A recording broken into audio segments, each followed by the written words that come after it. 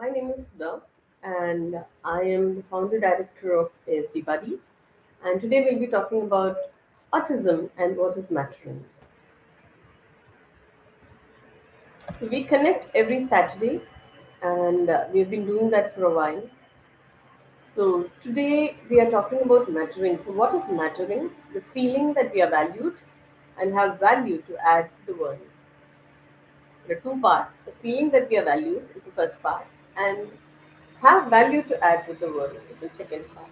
It's a combination of various fields: sociology, psychology, and neuroscience. An ingredient of well being. If they feel they matter, they feel they're good. They feel good about themselves. They feel they're doing well. Okay? So, what does mattering for autism mean? Right? Mattering is a nice topic for other children, but for autism, what does it mean? Our children have a difficulty with social communication. They're not able to understand what others are providing. Very often, I have seen that. Let's check if all is good. Yeah. Okay. So very often, what we have seen in autism is that the child is unable to become a child, and the parent also is unable to become a parent to the child because there is a disconnect. Usually, when a child very young would go and pull the mummy's um, dress, the mummy would look down and the child would look up and he would have something to say like, "Oh, lift me," or "I want to scratch you," or something like that. But in autism, what happens is that these interactions do not happen. The child may come and pull your dress. When you look down, the child may not look at you, right? So he may serve, he may not receive the return. He, mother may serve, but he may not return it. So the serve and return, which is very often spoken in the Child Development Center in Harvard, there is a loss of the relationship early on in life when the child has autism. So mattering is a level beyond that. So when we are not getting serve and return, how do we still show that they matter to us? There are ways to do that, and that's why we thought we'd talk about mattering and autism today. Okay? Uh, I'm going to leave the rest of the slides to flow on its own.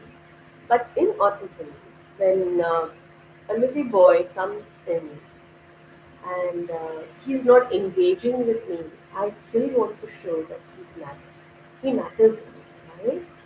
Because we are going to build a feeling that I matter to you, I'm valuable, you need me, and I need you, I have something to contribute to the world.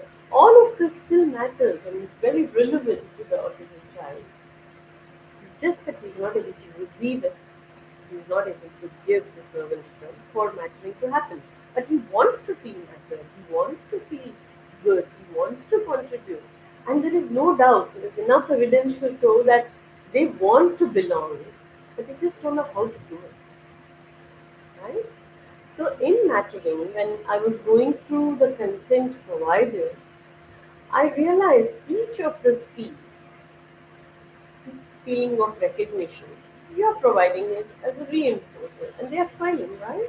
They're happy about the reinforcer, though it may be something which they're just conditioned to get. They want to feel important. They feel nice when they feel important, isn't it? If you are, uh, for an autistic child, when they are in severe anxiety, they may not recognize. But when a little child with autism comes and the mummy tickles and he's enjoying it, uh, he feels important, right? He wants to feel important. He may not be able to contribute to communication, but he wants to feel important. They don't want to be left behind. I'm talking about mild moderate autism in younger age, the NDPI area. And then there is attunement. I want to know what you want to say, but I'm not able to follow. Right? They want to build a good ego. I've seen it in so many children we have worked with that they want a good ego. We have seen the same developmental milestones that I can do it myself. I want to go out myself. I can do it. These develop over time, so we cannot say that they don't have an ego, they don't want to have. They do want to. They just do not know how. And reliance. Importance of feeling valued. How do we begin? So when we start working with autism early on, there are these foundational bonds that we need to work on. Even though the serve and return may not happen the way it happens for other children, please do try for serve and return with a lot of patience, abundant patience, and you will see that they actually return. Control the environment, be very patient, actively listen to what they are saying and try to respond to it. So you will see that you need to put in a little more effort for the serve and return, and those foundational bonds do form. The child wants to feel that they are protected, and we need to give that for a very healthy brain development. They want rewarding interactions. You'll be amazed if they try to go towards few people where they feel that they are able to interact, even though they may not be words or anything. They would tend to gravitate towards certain people because they feel they are interacting with them at some level and they feel it very rewarding and very happy about it. So we cannot rule out that they don't want to feel that, right?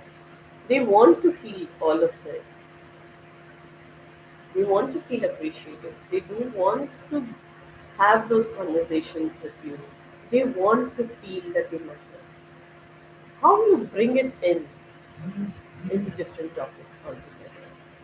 And how you bring it in, the four things that we always say is when you work in a servant return with autism and you want to make them feel that they matter, be very patient. If you give another child a second to respond, they have to give up to 30 seconds to respond to this. Control the environment. If you have any distraction, he's going to move away without giving you a return or providing you a serve. Try engagements which you're anyway doing with your child in a very, very simple, empty, I can say. Keep it empty. Just leave that one thing that you want to have a conversation about. Listen very actively. He's actually communicating. Really, and keep it non-verbal. I can't stress the importance of keeping them comfortable without giving those over sensory inputs and questioning them again and again. Don't do that because you're not going to get anywhere. You may get a lot of answers to scripted questions and answers.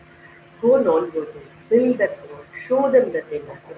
And you'll be amazed that they start speaking and they do everything beautifully. So bringing back to our four thumb rules, and hope you like the fact that we value mattering so much. See you next.